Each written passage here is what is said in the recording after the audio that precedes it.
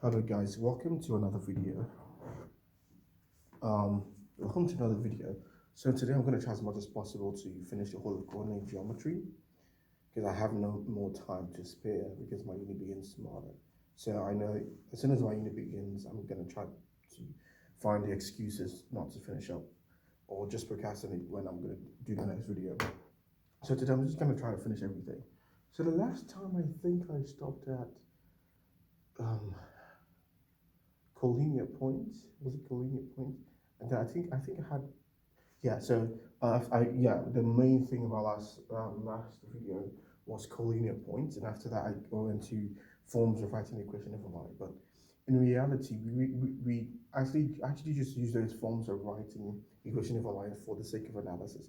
We don't use them like it's not important to remember all the forms. It's just for the sake of maybe knowledge or to do a different analysis on how to analyze something. Okay, so today I'm going to start with, where do I start? I think I'll start with distance between a point and a line.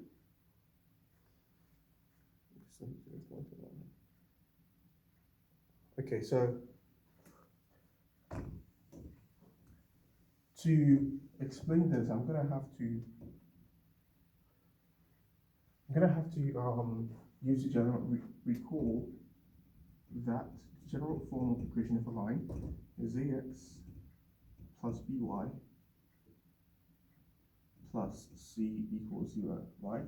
If you solve for y, you have the y and slope intercept form. Okay, I'm thinking of how to show you. I just don't want to give you the formula. Thinking of how to, you know what? Let's not start with this first because I can't think of how to show where the formula comes from without just writing the formula. So maybe that's the last thing I'll do. So while I'm doing other things, I'll try to be recollecting how to show where the formula comes from or where the equation comes from. So I'm going to start with a perpendicular bisector.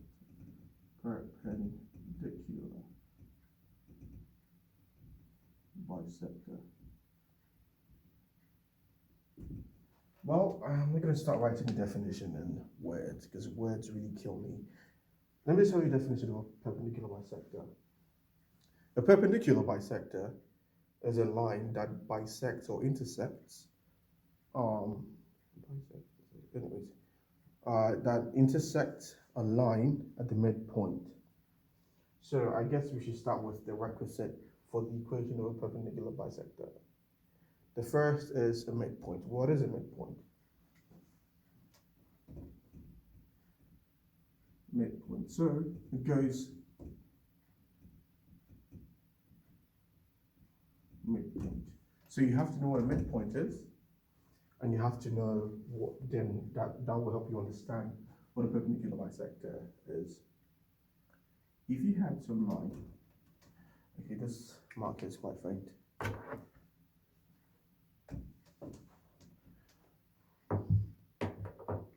If you had a line in any two-dimensional space, okay, so so this is what I'm going to try to stop doing.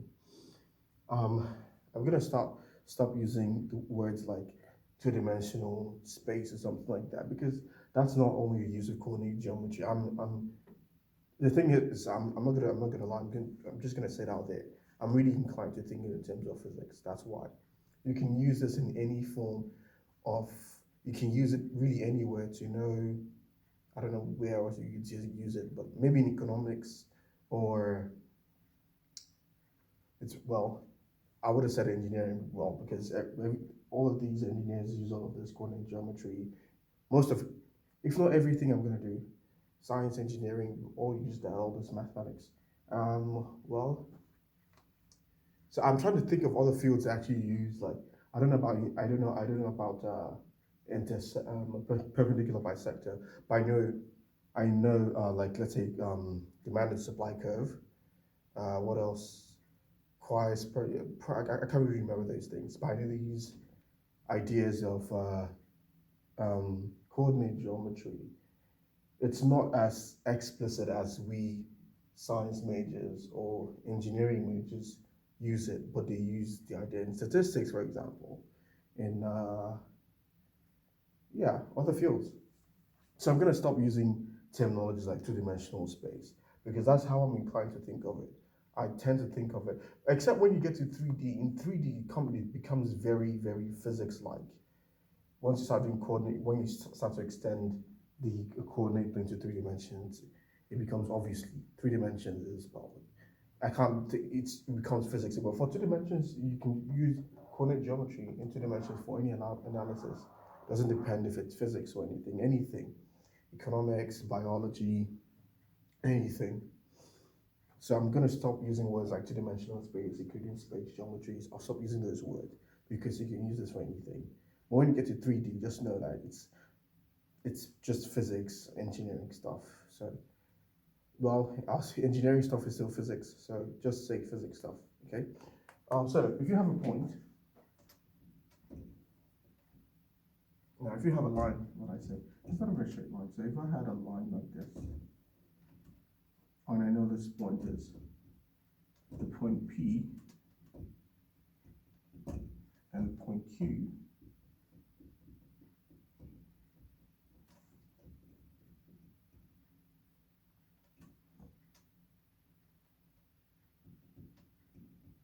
yeah. So the midpoint, let's call it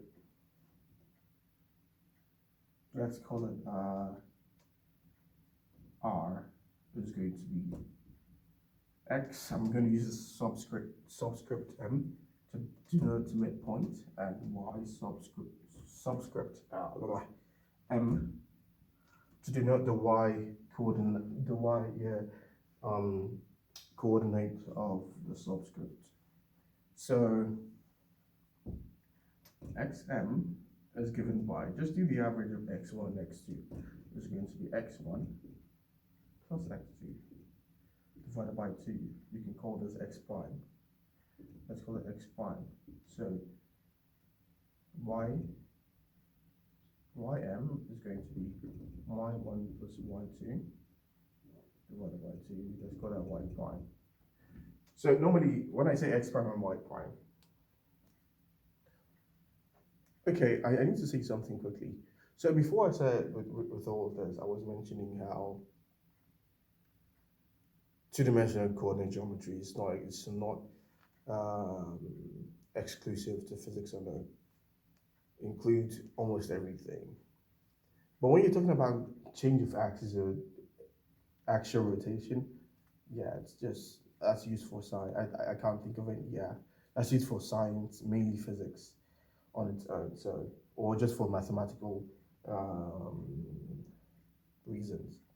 So yeah, so if I say an axis is rotated, or I'm speaking for, because you can only do axial rotation when you're talking about position of particles in any two-dimensional space or something, or a parametric curve, as I'll get to later. Yeah, so, but if it's just for the sake of knowing the equation of a line, things like that, it's purely inclusive. That's everything. It's not just restricted to probably say any science field alone. So yeah, let me keep going. So these notations are not for rotations of axes. They just mean, I'm just denoting them as, you know what, let's not even denote them as anything else. Let's just say the midpoint is xm. The x coordinate of the midpoint is xm, and the y coordinate of the midpoint is y sub m respectively. So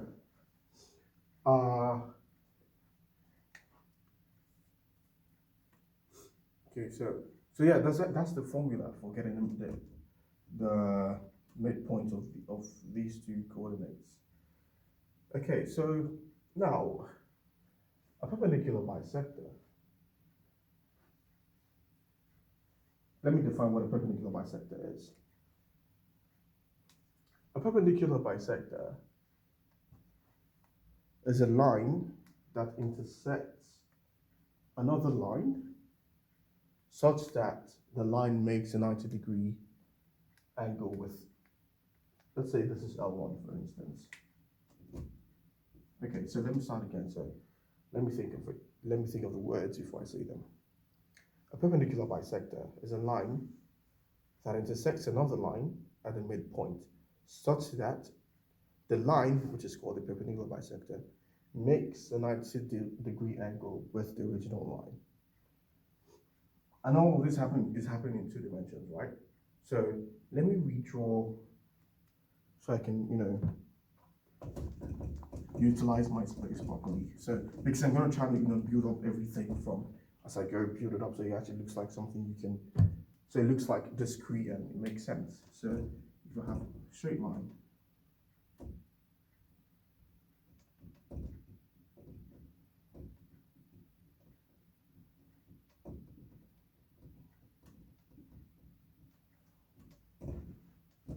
and P, which is x1, a perpendicular bisector is a line such. This is 90 degrees. Okay. All of this is happening in 2-dimensional plane, right? So the thing about this line, L1 and L0, is that you can find the slope of this line, yeah? Remember something, recall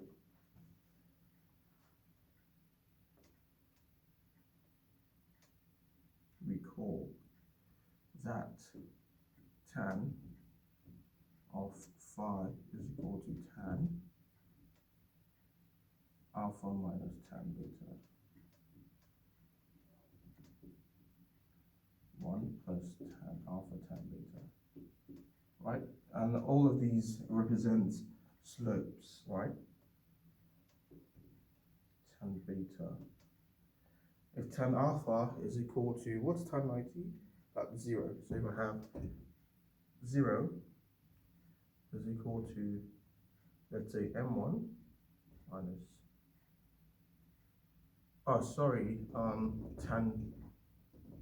tan 90 is actually, is it infinite? I think it's infinite. Yeah, so let's write it as 1 divided by 0.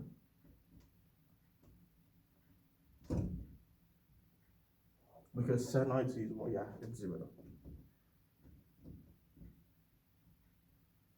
So we can say that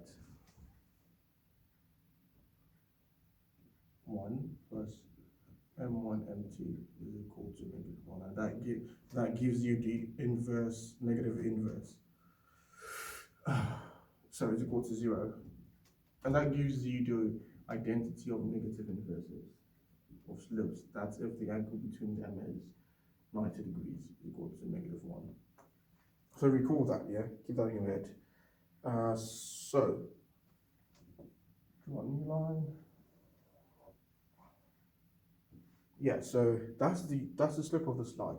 You can also find the equation of the line by, so remember how I told you about in the last video that if you know 2 points on a line, you want to determine the equation of the line, you just use the slope and the double point slope for the double point slope intercept form or something like that. So you just take one of these points. So say y. So the equation of the line is going to be like y minus y1 is equal to y2 minus y1 x2 minus x1 times x minus x1. Here you can just use x1. It doesn't matter actually. You can pick your x1 to be x1 or x2 or your y1 to be y1 or y2 in this case. It doesn't matter. So that's the equation of the line for this whatever. If this point is say k,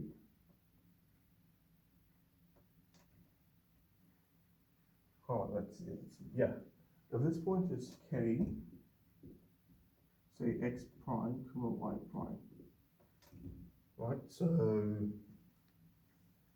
we know that the angle that L0, the angle between L0 and L1 is 90 degrees. So we say L1 is perpendicular to L0. The slope of L0 is equal to -1 divided by m1. Right, so that's what we know. Now, we pick our y1.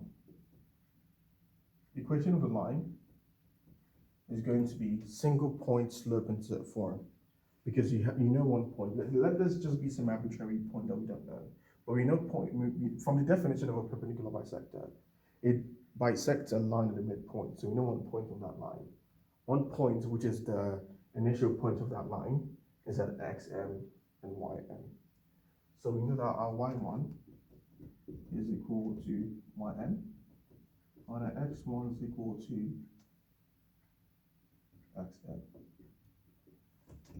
M0 is that, so we say the equation of our line is y minus ym is equal to -1 divided by m sub 1 times x minus xm. This is the equation of the perpendicular bisector. I'll probably do some examples later, but because I'm trying to rush everything, at the same time being efficient, I didn't have time to start showing examples. But I hope I will have the time later on to show some examples. But it kind of makes sense though. So yeah, that's that for that. So anytime I write something with like an arch or whatever you call this, an asterisk at the end, it means you must note down whatever that is. Okay, so what else? As I said before, once I finish the equation of perpendicular bisector, that'll be all. Literally, I've finished. No, I'm not finished. That's over perpendicular bisector, but I want to talk about Cartesian and, well, I have a calculator. So I'll do some examples. I want to talk about polar and Cartesian coordinates and the transformations and how to do them.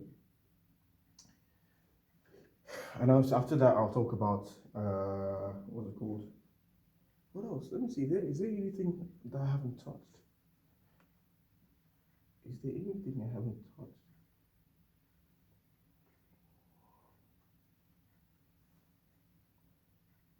Yeah, that's really all in coordinate geometry. So Cartesian and polar coordinates it's not really important that you should know them. I could always chip it in any time, but let me just do it quickly. So that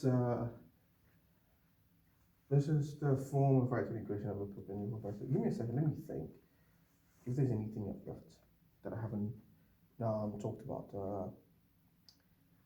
Equation of line. Yeah. Axial rotation, coordinate systems, perpendicular bisector. What else is there? Collinear point. I already touched collinear point. Yeah, I think I said I'm going to do distance between a point and once I finish that, that'll be the end. But I'm still thinking of how to show the formula. So let's keep that for now. And let's start with Cartesian and polar coordinates.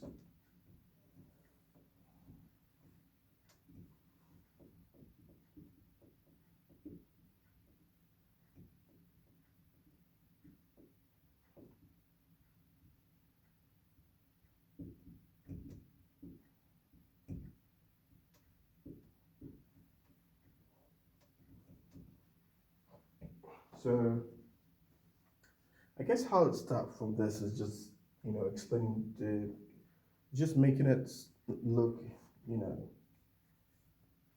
something that you recognize from your intuition.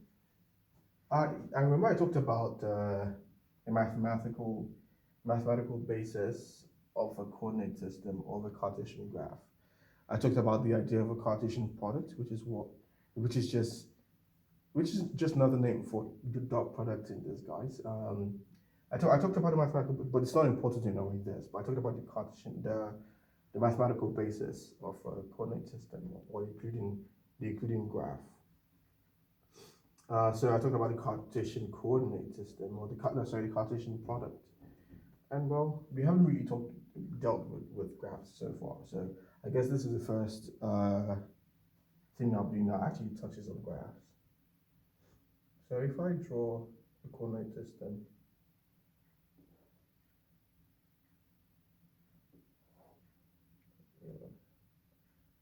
pardon me, lawyer, just bear with me. It's quite faint, and my drawing is bad. And you have a point.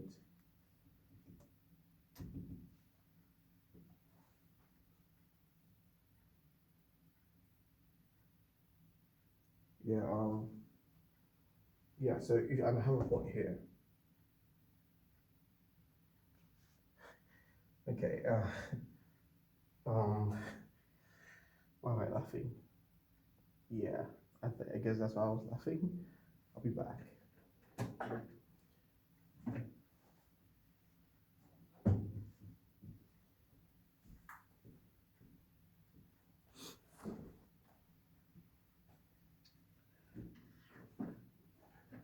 This room doesn't like me. Fun fact, this is the room that I've stayed the longest while doing the video. Literally. So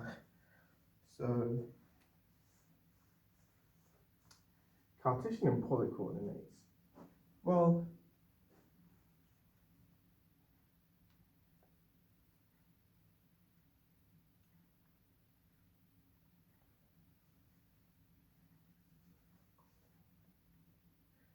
yeah, okay. Cartesian and polar coordinates are just different ways of representing a point using different coordinates. And Cartesian coordinates, we use x and y. I have to note this.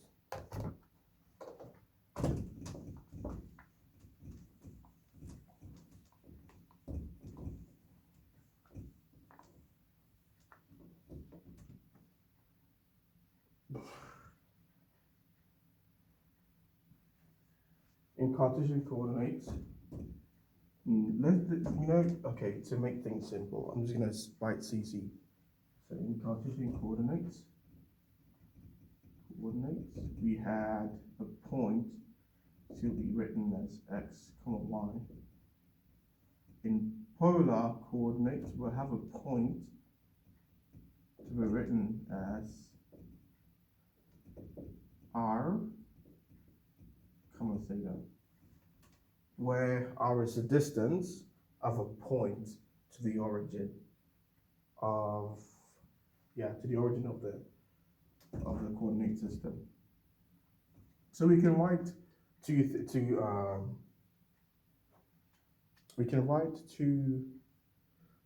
a point in two different forms, right? So, well, but once you get to 3 dimensions, you can write a point using 3 different transformations by transforming to 3 different things. Well, let's not get into transformation. So let's say you have a point in 3-dimensional space.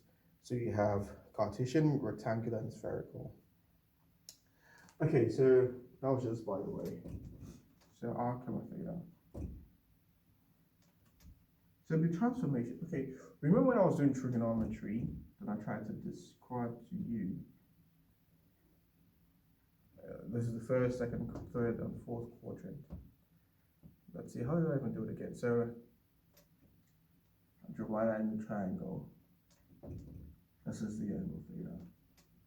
And you wanted to, this was the change in y, let's just say y, and this was the x. Right, so this line here was actually called r, which is the distance from here to here. So if you, okay, so sine theta was equal to, this will be the y divided by r. So y is equal to r sine theta, right? This will be the height of a point, right? This will be the height of a point from, okay, so this will be the height of a, I'm trying to do this very well. This will be the height of a point from the origin. Okay, I have to do this properly. So if you only had the height, which is the y, right? So if you only had the height of a point, so you know the height is some number, let's say 3, you can only know the height here, so you can be anywhere on this infinite line. Let's say 3 is here, it can be anywhere on this infinite line, right? But if you know the width of the point as well, so like where does it terminate according to the x-axis? So you can always restrict how far the infinite line goes. Like that makes it finite, I guess. So that's the whole point. So yeah, so this is the expression for y. X will be, so you can derive, so sine theta is equal to, sorry, cosine is equal to x divided by r. So x is equal to r cosine theta, and tan theta is equal to x divided by y. Or is it y divided by x? Y divided by x. It's y divided by x. So keep this is the way you transform. This is everything you need to be able to transform from polar to Cartesian and vice versa. So what is r though? So if I have what's r? R is x squared plus y squared, but how do we show that?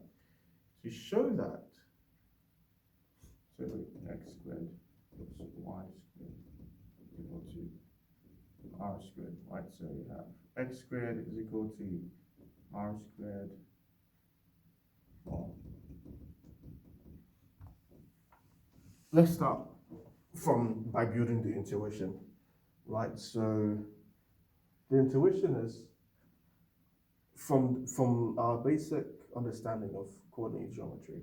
I told you the distance from the origin to any point on a 2D on a coordinate system is the square of the height and the width. So this distance is going to, using Pythagoras' theorem, if this angle wasn't 90, then this is a cosine rule. Let me just say something out there. The Pythagoras theorem is a reduced form of the cosine rule. That's when theta equals to 90. So this will be the distance from here to here. And the distance is going to be x squared plus y squared. Square root of that out to give the distance. So what's x squared plus y squared? X squared is r squared cosine squared theta plus r squared cosine squared sine squared theta, and that's equal to just, wait, no? So r squared, wait, give me a second first. Let me write it more. So that'll be r squared. Yeah, it's equal to just r squared because sine squared theta plus r squared cosine squared theta, that's equal to r squared sine squared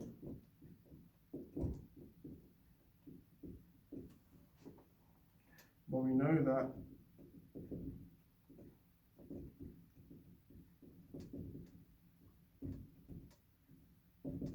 so this just becomes equal to r squared, yeah?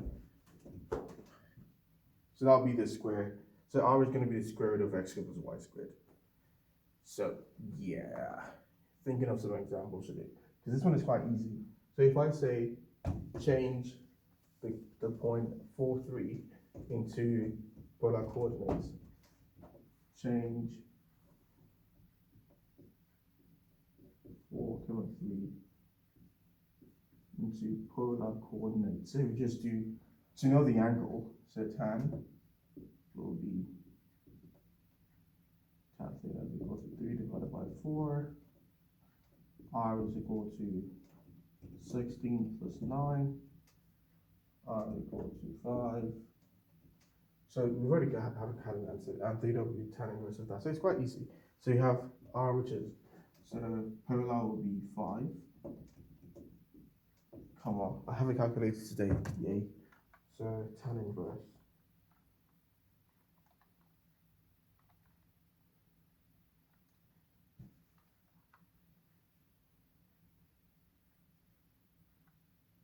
Yeah, 17.9 degrees. Yeah, so it's not too hard actually. If you were asked to change this to,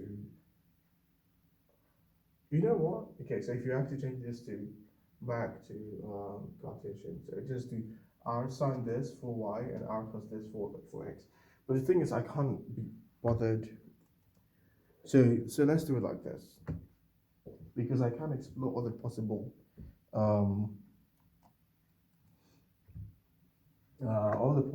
like maybe loopholes in doing this, because let's say if I give you a point -4,3, you have two angles. It's sort of, yeah. So it's kind of, oh yeah.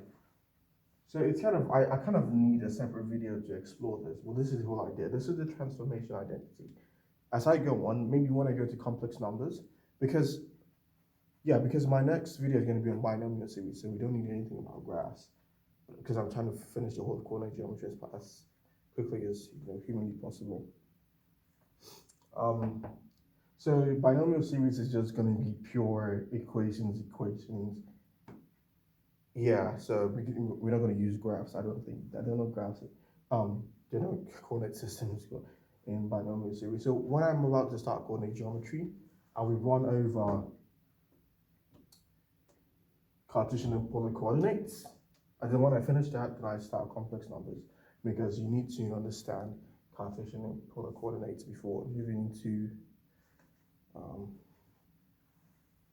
complex numbers. So yeah, so what I've been putting in my head the whole time, as if you've seen me, I've been pausing for a bit because I've been thinking of, yeah, so yeah, I can't explain all the possible fallbacks right now about Cartesian and polar coordinates. I'll do that next time. Oh, I think the security guards are here to kick me out. Well, so what am I doing?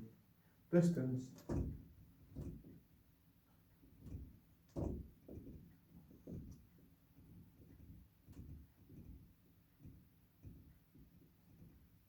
Point and the line.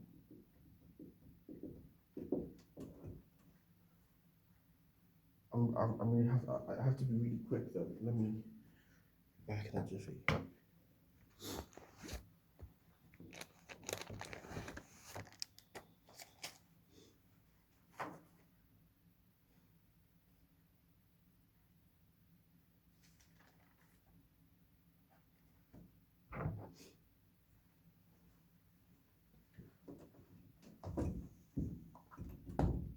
Yeah.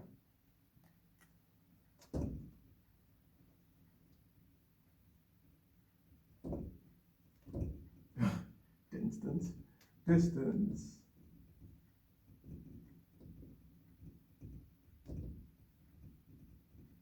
A point and a line.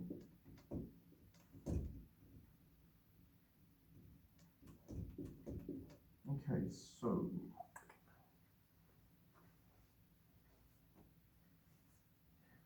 I'm gonna have to apologize for what I'm about to do, because I'm sorry, but I can't think of any way to show.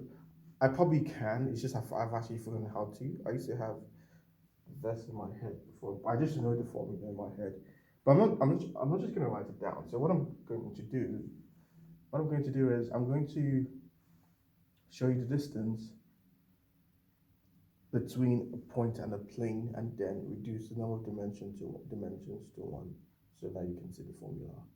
So reduce the number of dimensions by 1, so it would be 2 dimensions.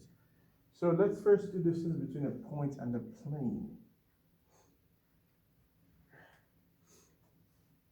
If I had a plane, That's an ugly looking thing. A plane in a three-dimensional coordinate system is defined by a point and a normal vector. If I draw the normal vector like this, yeah, this is the normal vector, this is,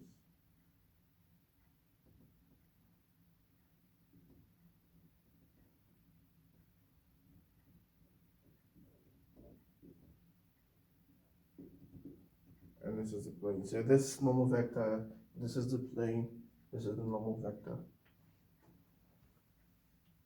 And you have a point lingering in space somewhere here. So the thing is, this is the unit normal vector here. If I extend normal vector is an infinite vector, so let's reduce the point to somewhere here, right? So I can draw it more better. So I have a normal vector that goes like this.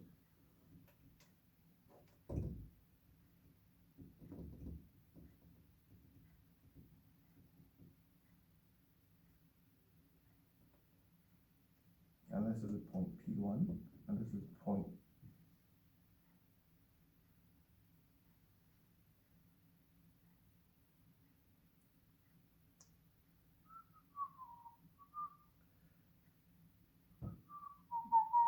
okay.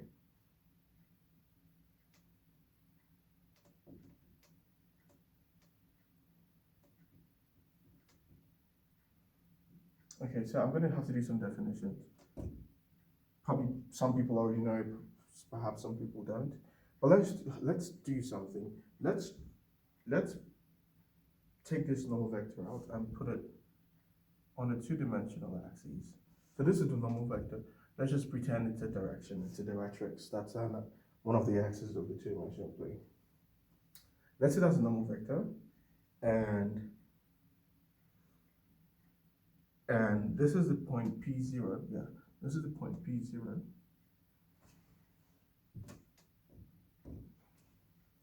And this is the point P1.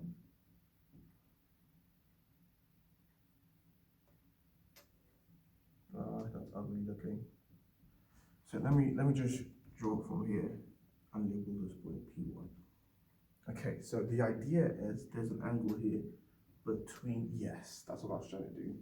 There's an angle between the vector P1, P0, P1. So this is a vector P0, P1, and the normal vector. There's an angle here, right? So this is the point I'm looking for.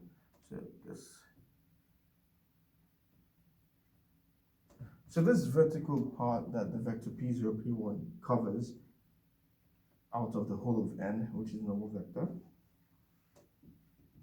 is called, this is ugly, it's called the project, sorry, I said sorry, it's not the projection, it's called the component of P0, P1 on n. Is a component of a vector on another vector. So if I call this angle theta, I know that cosine of theta, and that's right here. So I know that cosine of the angle theta is equal to adjacent divided by hypotenuse. So the adjacent is this component of this vector on this vector. So it's going to be the component of P0, P1 on the vector n, right? So adjacent divided by hypotenuse. And the hypotenuse in this case is the magnitude of P0, P1, P0, P1. So, people, this is known as the distance between the point and the plane. The component of P0, well,